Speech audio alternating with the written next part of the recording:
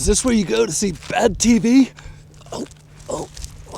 Rescue me, got no role to play.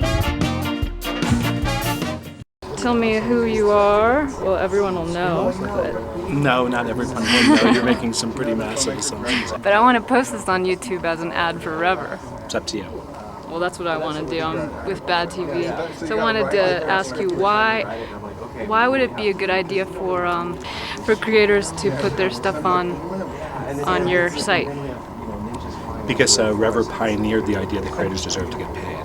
And what we do is we sell advertising, and we affix a very small piece of ad insertion software onto the end of the video. And every time the video is watched, it's saying, "Hey Revver, I need an ad." And what that means is that as a creator, you can take your video and you can process it through Revver, take it back, and push it out to all your friends and like websites that you have relationships with. And everywhere it's being watched, you're getting paid half the ad revenue that's generated by those views. And that's our current model. And to give you sort of an example of how that's worked in the past, I think we all saw the Diet Coca Mentos video. Mm-hmm. So the Diet Coca Mentos guys, they did a lot of research and looked at all the sites that were showing video, and they wanted to go with Revver. So they processed their video through Revver, their little Diet Coke and Mentos experiment, and they put it back on their website at eepybird.com. And what happened was they were slash-dotted, and then Dig got a hold of them, and people started to watch the video. And as it turned out, over about 5 or 6 weeks, they had, at 3.5 million views. And they put on their eepybird.com website, "Please do not post to Google or YouTube. Thank you very much."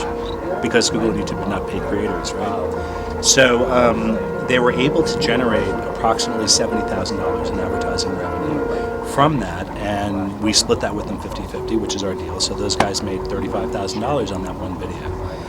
Now that is like a big hit, right? That's a big hit on Revver right now. That's the biggest hit we've ever gotten.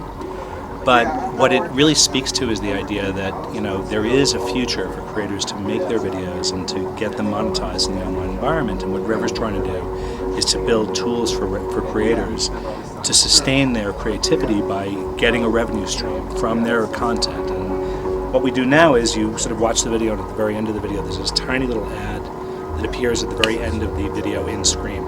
And that moment is very unobtrusive, right? You're watching a video, you're looking right at it, and then all of a sudden you're staring at an end plate.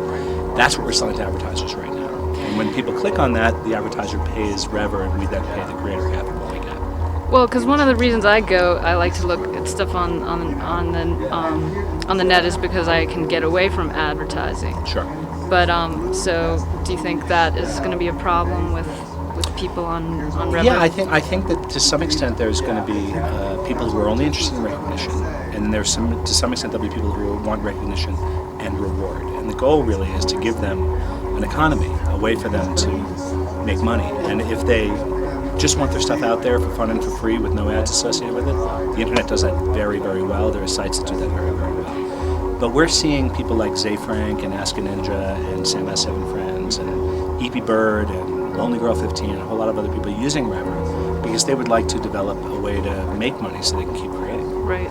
Now, do you watch a lot of stuff on Revver? Yeah, not as much as I'd like because I'm usually hunched over my telephone or my email trying to work stuff out in different ways. But I watch a lot of video on Revver. And when do you think that the stuff on the web is going to start looking like TV? How long? Never. Never? Never. And do you think that matters? I think it's a different platform, it's a different art form, and the traditional content that's pushed onto the internet, all very interesting and very kind of premium content coming off of TV networks and movie studios and stuff like that. But the really interesting opportunity is the creator who's using the online tools to develop interactive relationships with the audience to create different kinds of genre and format and storytelling. That's so much more interesting than some clip from a TV show being dumped into your computer. I mean, frankly, I think the future of online creativity is we're just at the earliest days of it, and it's really exciting that folks like Lonely Girl 15 have audience members trying to influence their storyline, and Zay Frank has response videos, and like there's all this stuff starting to happen that speaks directly to the idea of an art form that is distinct from traditional TV and film.